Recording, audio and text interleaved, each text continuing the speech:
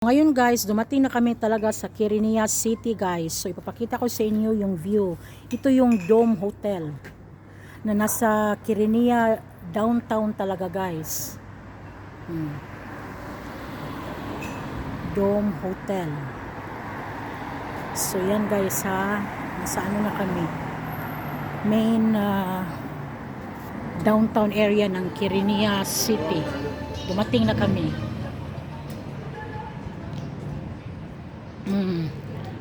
Tingnan mo guys, so yung Dome Casino and Hotel din, party nito. Malaki kasi siya guys, so dyan hanggang dito guys, so hanggang dito yan yung Dome Hotel, at saka sa likod niya guys is beach.